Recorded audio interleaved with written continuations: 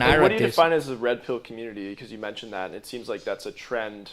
Oh yes, well, we could discuss masculinity because I think that this is closely related to addictions, to how we view trauma and things like that. There is this meta narrative about masculinity and the hero journey. Okay. That, of course, I do believe in the hero journey, but I feel like it takes different forms and shapes. And I feel like the red pill community type of narrative is. So what is the red pill community? Okay, so let me define. Well, I guess according to everything I consume, and I consume a lot, okay? Just as an anthropological analysis of the type of person who feels drawn to that. So I listen, so for the reference, I listen to probably more than 100 hours of Fresh and Fit podcast. So it's this is a, don't watch that. How does your wife feel about that? Well, she knew I was going to do a podcast episode on Andrew Tate and the decline of masculinity, which you can watch on my podcast, Philosophy in Real Life. 2 episodes on that. And so I was trying to understand what was the appeal. Because actually, it's funny. My wife one day asked me, do you know who Andrew Tate is? And I said, no. I said, oh, I'm happy that you don't know about him. I was like, oh, let me look into him. Because I'm a very curious person. So your wife started it. So my wife triggered me, provoked me into searching this. And I said, oh, I'm going to do an episode on this. Because everybody, then I realized how influential he was being among young men. And so I was like, this is really interesting. And when I was reading online that young men are drawn to Andrew Tate just because of misogyny and things like that. I was like, that's too fast and too cheap. I do not buy it. There has to be something else.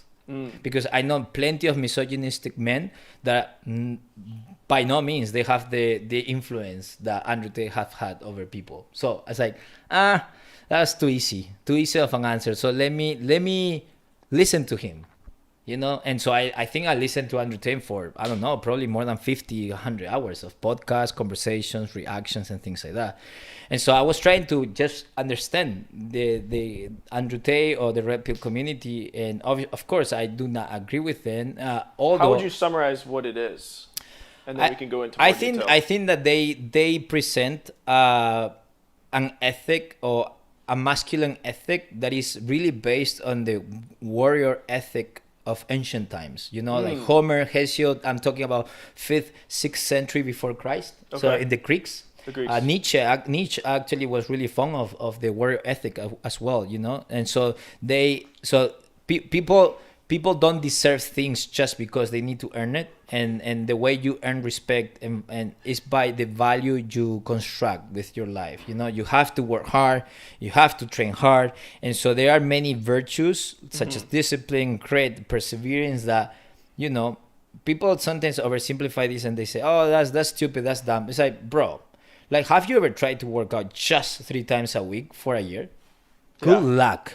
Like, it takes so much freaking discipline and determination to even make that happen. Most people don't do it. Oh, most people, no, far from it. Yeah, the people do the opposite. And information alone is not enough, because now by research, medical research and all of that, you know that, for example, running consistently like give you the same effects than many antidepressant medicine. For example, like, you are taking an antidepressant medicine. Well, running consistently will do the same thing for you. But instead of getting it exogenously, like from your body will create this hormonally, for example. That's one of the latest research on that. What you eat, how you sleep, all of these things influence that. So what I'm trying to say is that, like, people sometimes name these things as superficial, but for example, Andrew Tate was a full-time world champion of kickboxing, right? So I did boxing for 10 years, from 11 years old to 21 pretty much. But little by little, I stopped practicing it, even though I really enjoy it and I want to go back to just training as a discipline. But you know how much courage it takes to face your fears and go to the ring and fight another person that is going to hit you really hard. Yeah. Like, if you just say that, oh, that's silly, that's superficial, you don't know what you're talking about. Sorry. You just don't get it. You just don't get it. It takes so much. You have to face so much within you to even do that. Now, having said that, obviously it doesn't end there. That's the issue, right? It doesn't end there. There are more things, more virtues, more goods that you could embody in your life than just discipline or promiscuity and things like that. Those are kind of like the toxic manifestation of this. Like, oh, I'm so great that I'm going to do whatever I want to do because I'm a high value man with you. So I would say that the red pill community is okay. So you build your value. Once you become a high value man, and by this you have social capital. So meaning you know people, you have influence, you are wealthy, you have worked really hard, you look great, so you have exercise and all of that. Now the thing is that a lot of women will want you. That's the thing.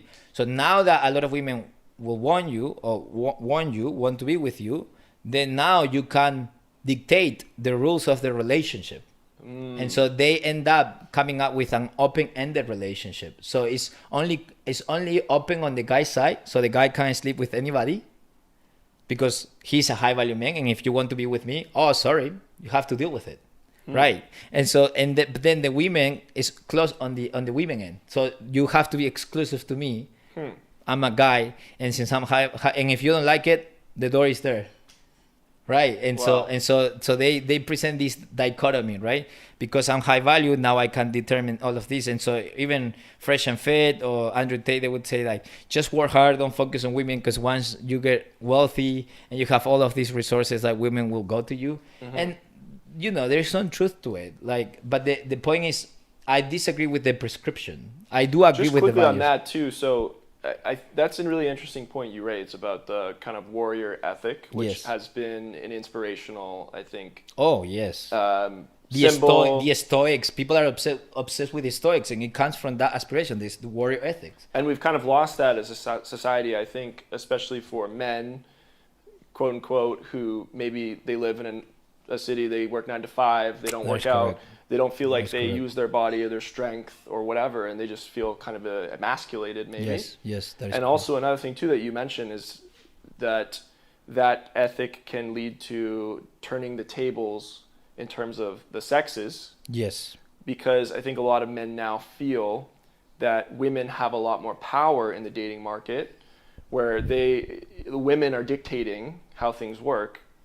Whether you agree with that or not, I'm saying I believe in that, but I think a lot of men feel neglected, that they don't have much negotiating power or much attention from women, right? And I think that's been shown through studies. And so I guess those people, would you say, find hope in this message of being able to become a high-value man and to be able to dictate the terms with women? Yeah, absolutely. I think, well, let's go back to even the appeal of Andrew Tate's message. So my conclusion was that we come from, so classic feminism, which I would consider myself a feminist of the second wave, not the last one. I do not, let's say that, so I believe in equality of opportunities for men and women. And I think that they are intrinsically valuable. I don't necessarily think that it has to look the same way. Okay. So that's basically my stance.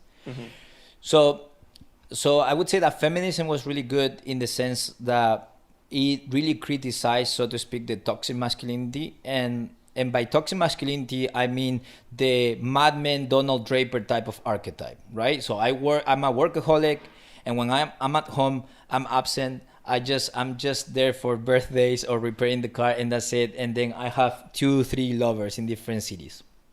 So that's basically the archetype. So if you want to criticize that, fair enough, man. Like, I do criticize that. I think that it was a good, fair criticism towards that model of masculinity, right? This absent person, disengaged from their own emotions, absent fathers.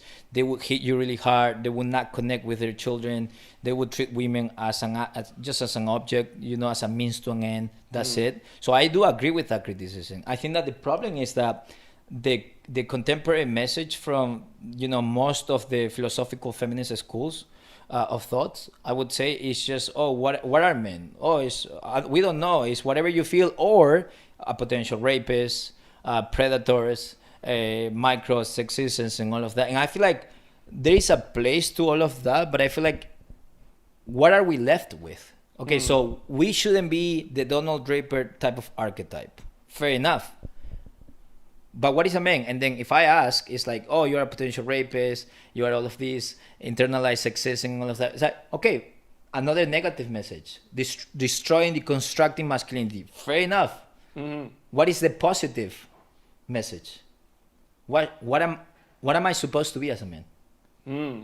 And then in that, so to speak, absence of answers and this surrounding negativity, necessary and fair to some degree, but it's still the negation of what a man is, then Andrew Tate comes and he throws a message and say, do not apologize, you weak men. Start working out. Stop doing this. Start dating. Do not beg women. Do not be pathetic. And so that was a strong message and very unapologetic about his conclusions, and there was a huge appeal.